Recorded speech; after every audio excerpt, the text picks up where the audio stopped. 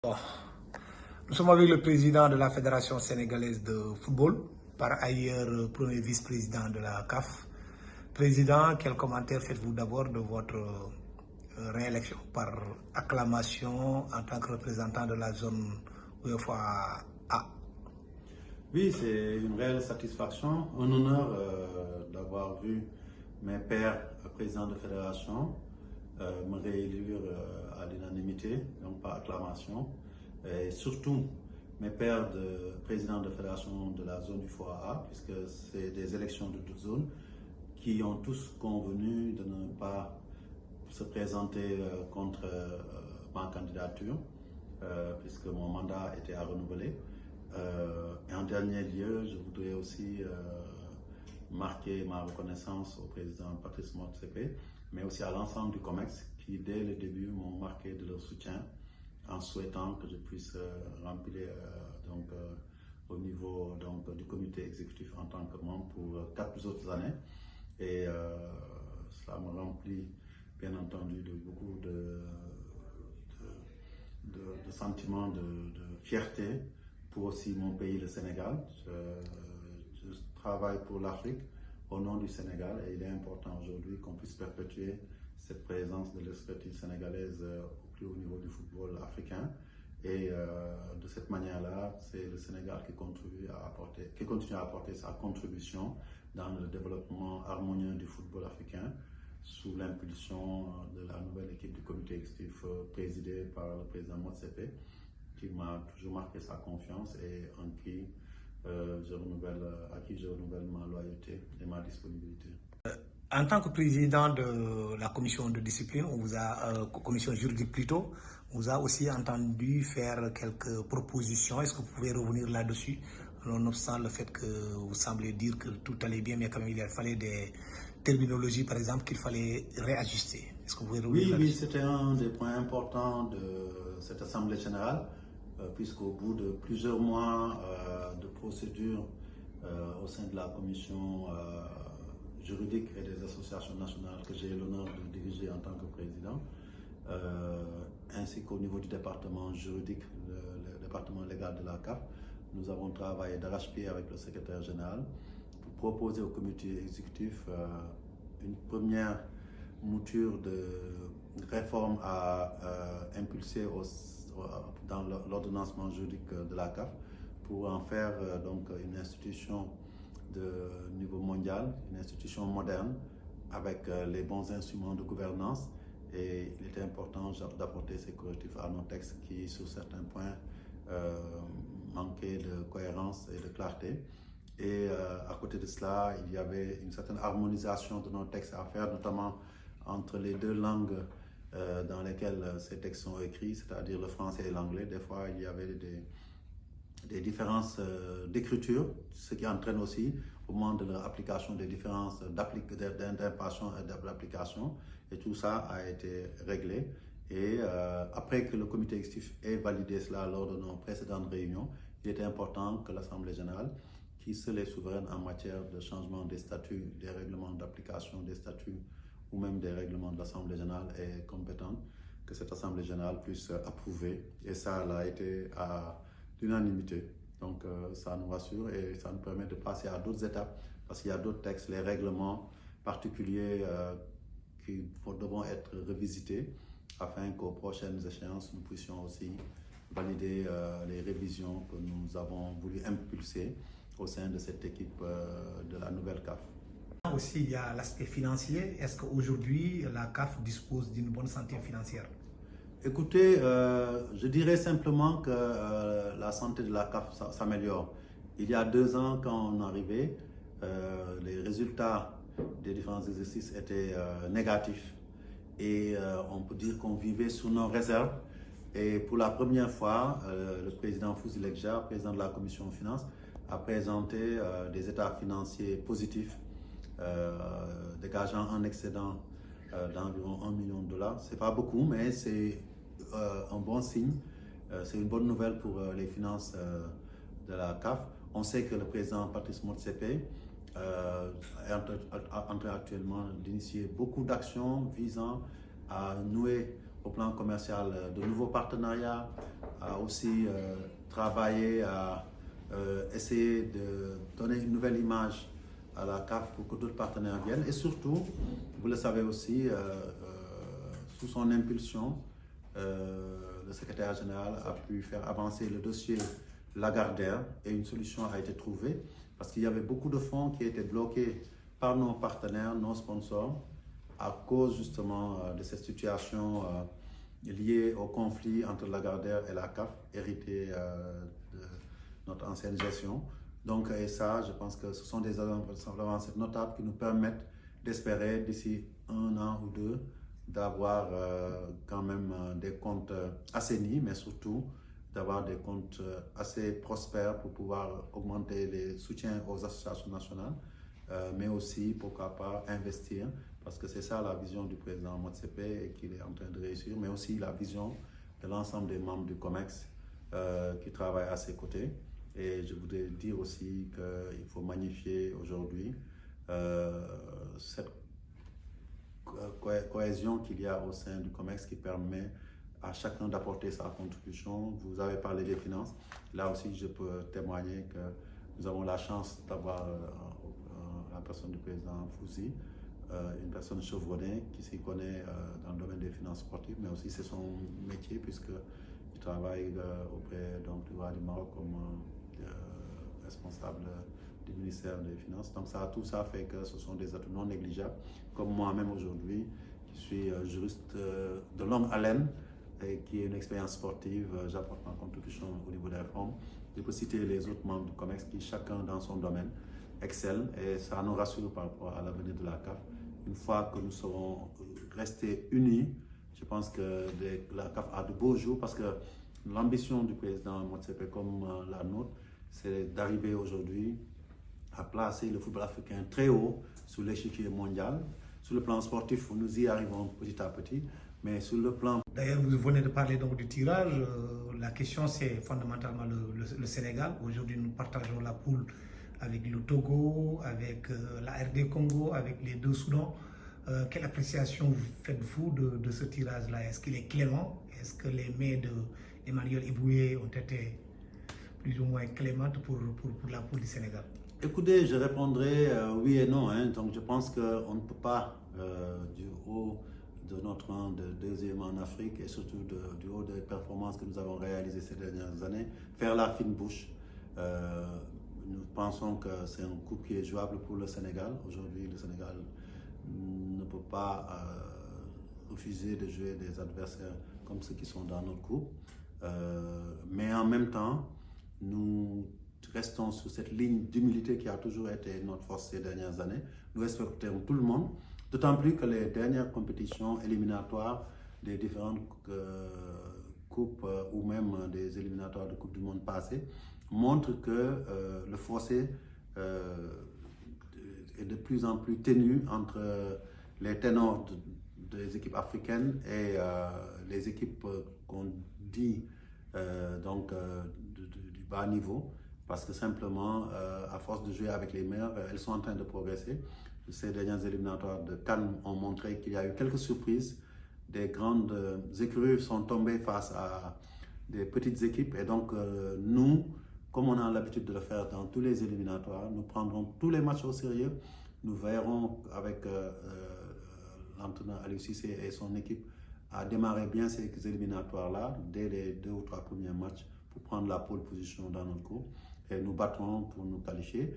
Étant entendu que ce groupe-là aussi a la particularité de receler 2 derbys, le derby de l'Ouest entre la Mauritanie et le Sénégal.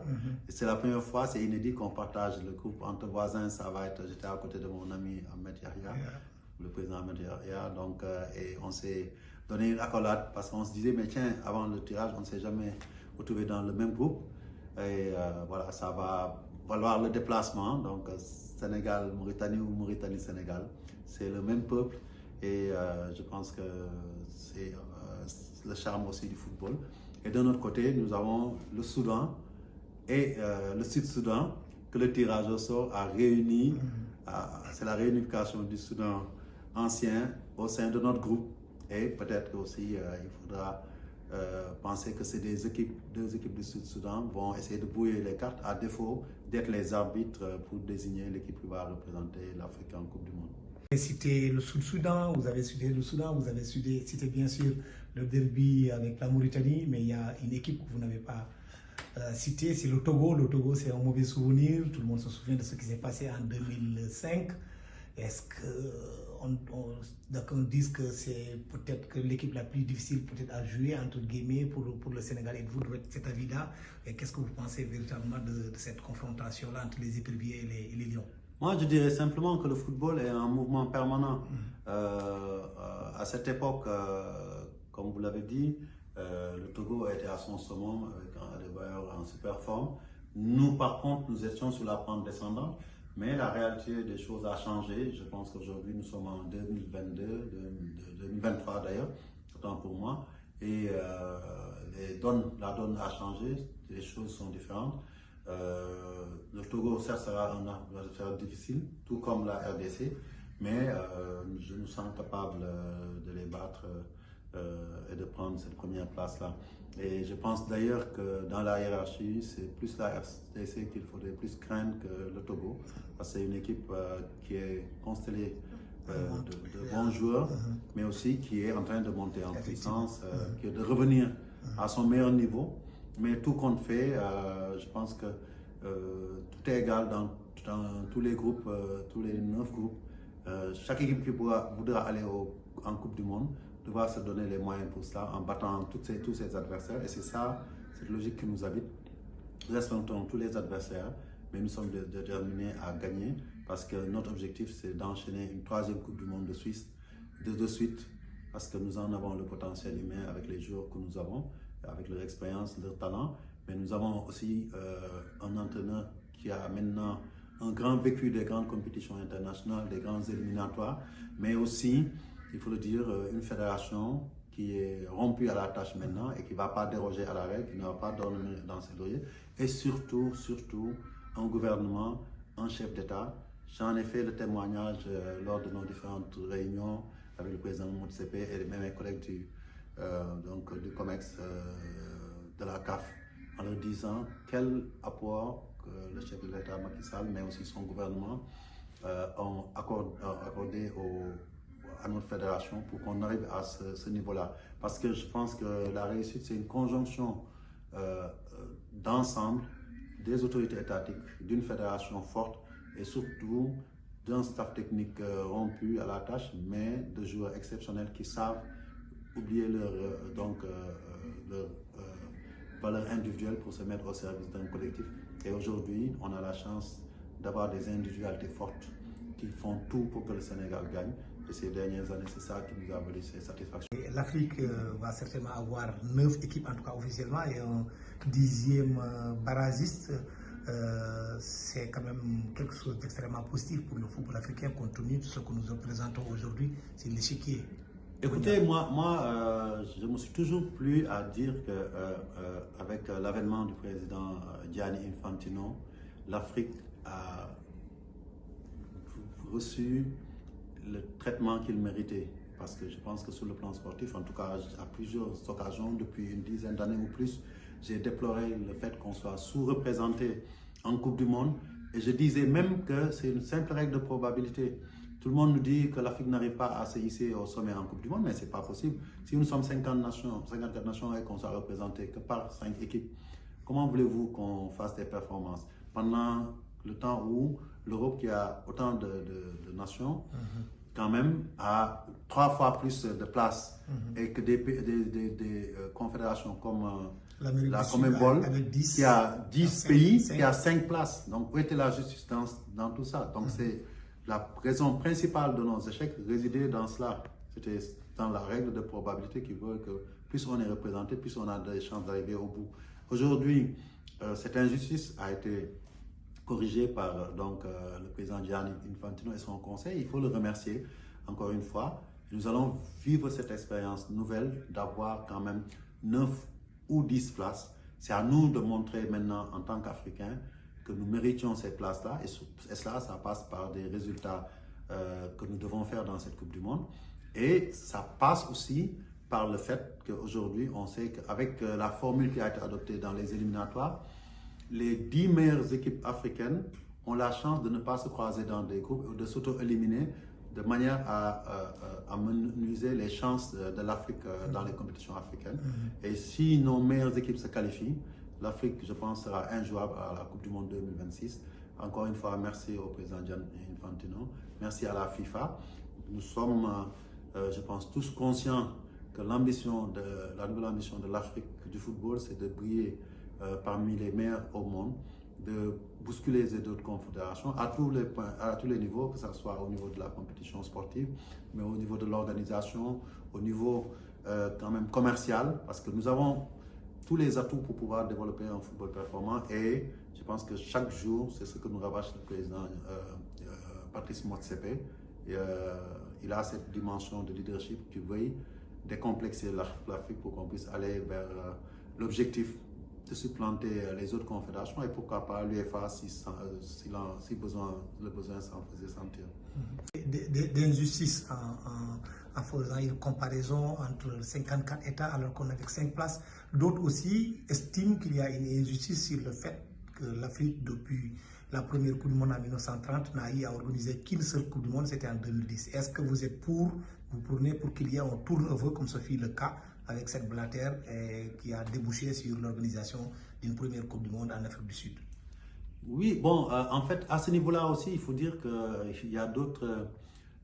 c'est un changement de paramètres, si je peux me dire ainsi, parce que organiser une Coupe du Monde demande des prérequis que nous n'avons pas toujours remplis. L'Afrique du Sud, on sait que c'est un pays assez particulier en Afrique. En 2010, ils ont eu besoin quand même de se mobiliser, mais ils avaient d'abord cette puissance financière et organisationnelle pour pouvoir faire face. Et le président de l'époque de la FIFA a bien voulu donner à l'Afrique cette première Coupe du Monde. On sait que le Maroc travaille depuis des années à organiser et il a fait beaucoup d'efforts.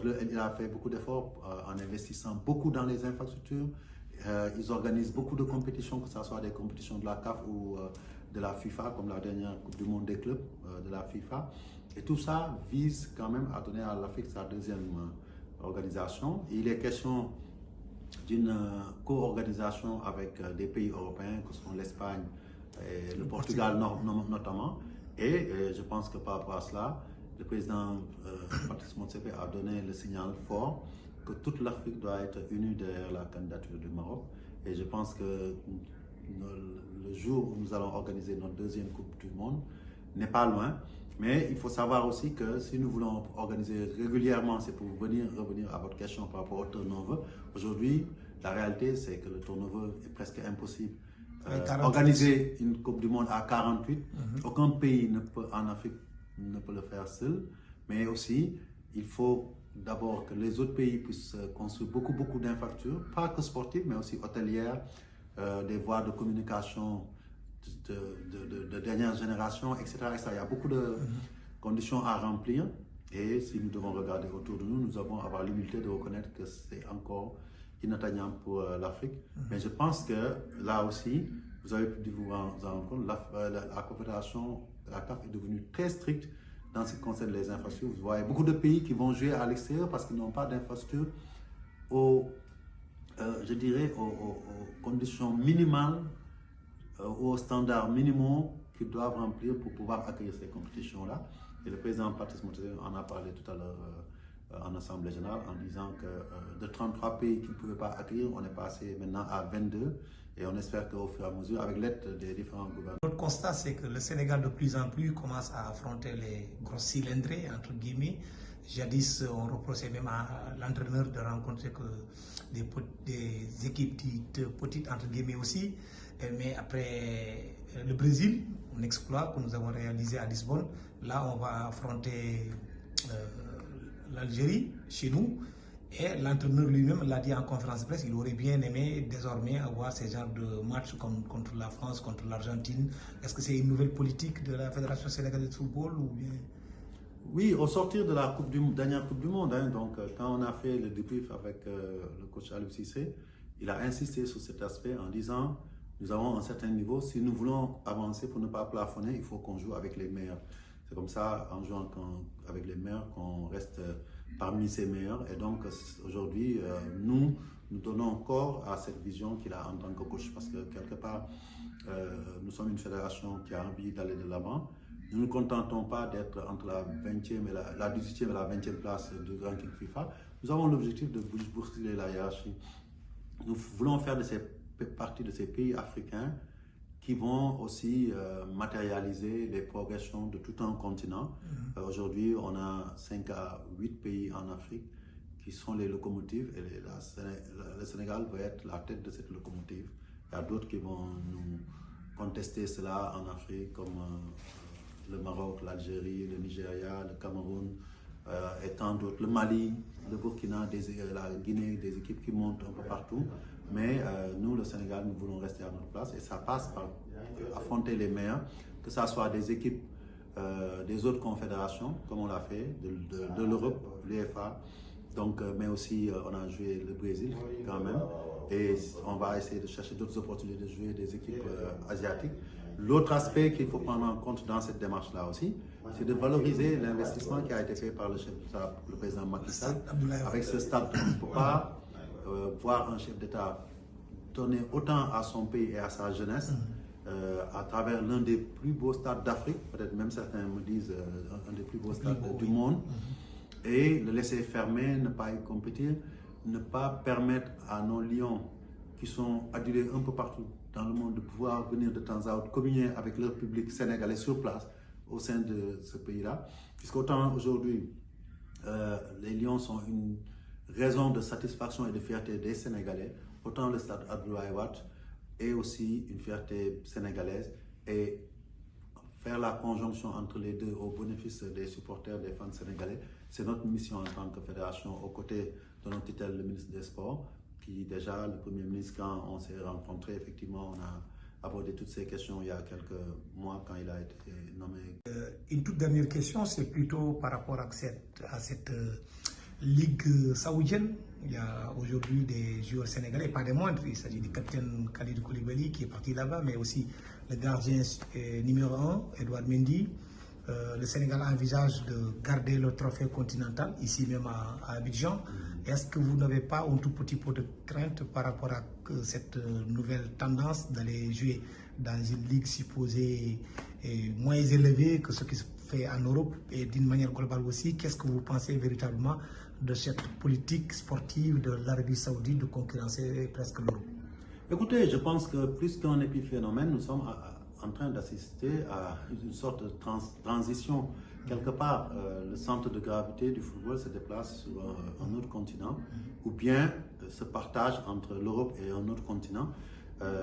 On se limite à ce phénomène, je dirais, saoudien, mais auparavant, il y a eu le phénomène qatari et chinois, donc où on a vu des gens quitter l'Europe pour aller là-bas. Et je pense même on peut parler du modèle aussi américain qui attire de plus en plus le championnat de grandes stars comme Messi.